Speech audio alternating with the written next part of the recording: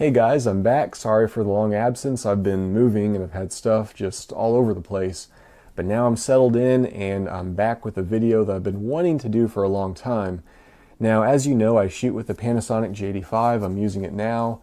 I'm just as heavy on the photo side as I am on the video side, which is why I got a Panasonic. It's just the ultimate hybrid camera, and no, you don't have to get the G85. The G85, I think, for most people gives you more than enough power.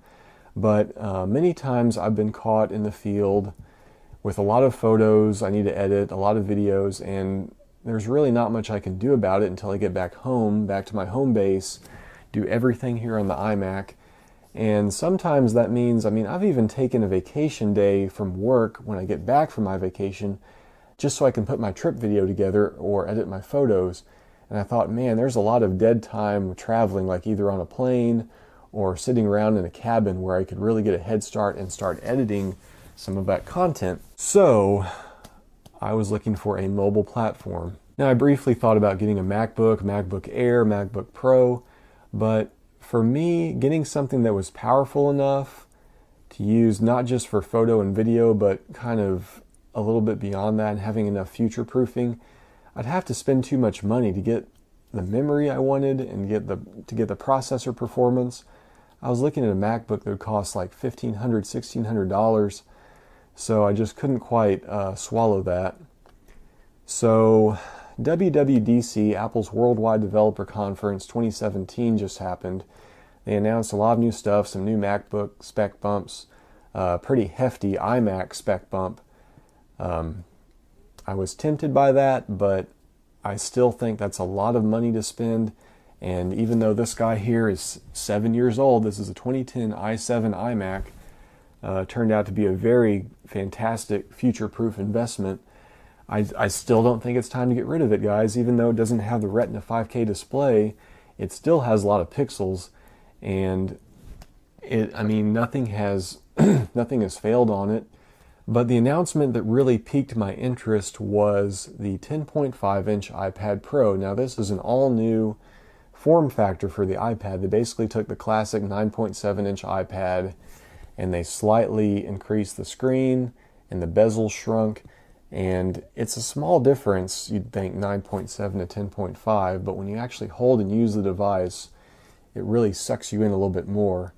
So I did some research online. I kind of overanalyzed it as I typically do. I went to the Apple Store, went to the Best Buy Apple Store, I tried it out. And eventually I just said, you know what? The best way to learn to decide if this is right is just to pick one up. I went to the Apple Store at the Haywood Mall in Greenville, South Carolina, and came home with this baby. This is the 10.5-inch iPad Pro, 256 gig in space gray. It is a fantastic device, really a phenomenal screen. Even compared to the screen on my iPhone 7, this just has phenomenal clarity and color, and that 120 hertz refresh rate is really something to behold when you're swiping around and scrolling text. That it's a first for a mobile device to have a screen that refreshes that fast. That's something that Apple's probably going to be adding to their iPhone and maybe even their Mac soon. So yeah, iMovie for iOS is not as powerful as the iMovie for Mac. I hope that's something that changes with iOS 11. They seem to be putting a lot more power features in. I think that's something they're going to continue that trend on with iMovie. I hope so. But as a proof of concept, this entire video you're watching right now, shot on the G85, immediately imported into the iPad and edited in iMovie and then uploaded to YouTube.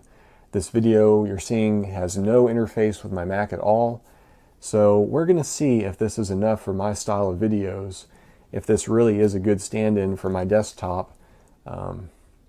Now on the photo side, I did download Lightroom, but it does require a Creative Cloud membership, which I do not have. My Lightroom on here functions without that. So for $10 a month, I'll be able to do that on my iPad, but I'm kind of holding off to see if there's something else I can do.